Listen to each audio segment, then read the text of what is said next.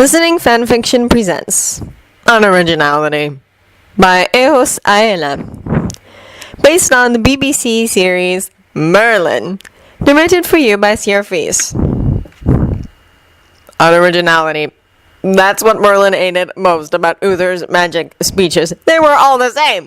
Magic is evil. Sorcerers are evil. I am an amazingly fantastic, sexy king, and you should all worship the ground I walk on. Unoriginal. That's probably why he wasn't paying much attention to what was going on around him when the sorcerer evil burst into the room. Then came the next unoriginal thing. Uther dragon, you are a tyrant, it's been said. You have murdered innocents, as many have pointed out in the past. Now you will pay with your kingdom and your life. It's been done before. The sorcerer raised his hand and forced everyone in the room to their knees. At least Merlin assumed that was what he was doing because everyone fell to their knees. He didn't feel anything but decided to play along. I will make you suffer as I have suffered. And back to being unoriginal. I will take those you love from you.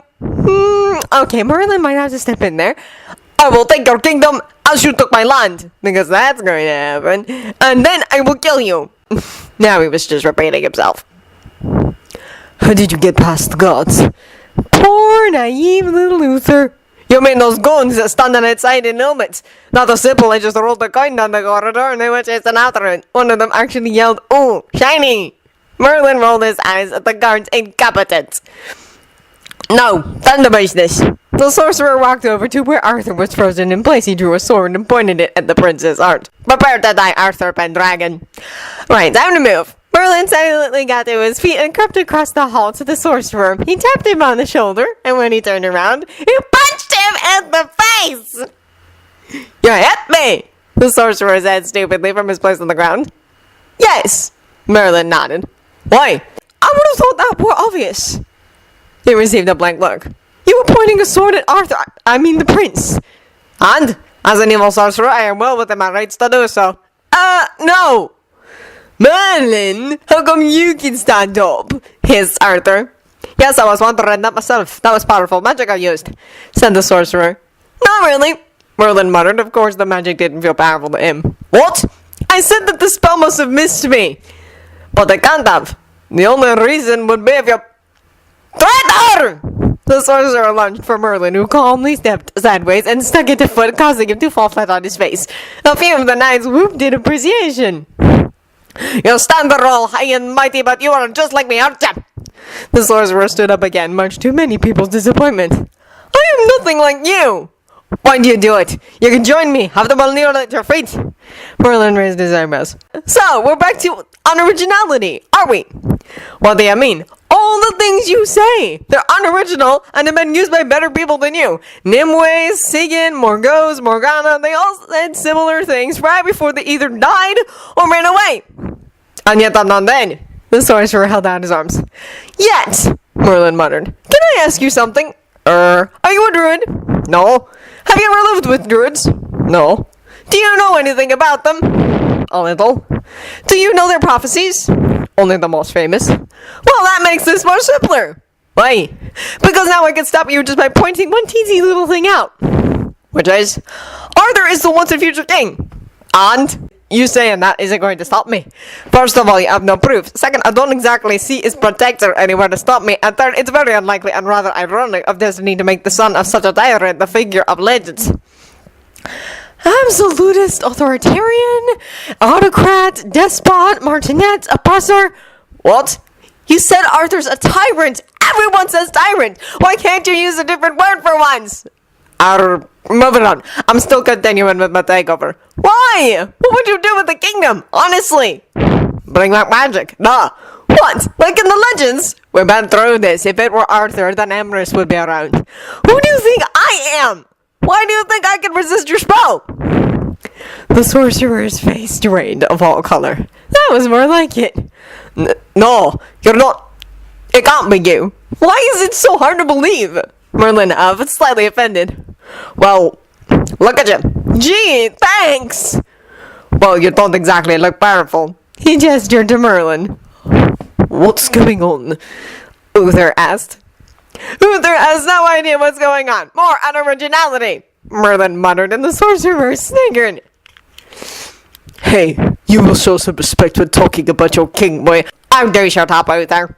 The sorcerer muttered and waved a hand in his direction, effectively sealing his mouth shut. That's handy, Merlin noted. Yeah, it was useful when I had 3 kids. Past tense? Why do you think I want revenge? Oh! Yeah. So what happens now? I kill you and then continue my plan. We've been through this. It's not going to happen. As isn't. As isn't. As isn't. As isn't. Ha! Merlin shouted. Damn it, cursed the sorcerer. Would you two get on with it? Yelled Lancelot. You know it's a shame, Merlin muttered. What is? Asked the sorcerer. You're gifted! You've managed to wordlessly mute Uther and send a whole room of people to its knees without breaking a sweat. You could have been great. I still will be. No, you won't, because now I'll have to stop you. The sorcerer ran out of patience and sent a medium-sized fireball in his direction, which Merlin deftly dodged. Oh, yeah, now you can dodge things, Arthur yelled. What about the training? Not now, Arthur. I'm busy saving your life. Whilst he had been distracted, the sorcerer had levitated a knife over to where Gaius was stuck on the floor.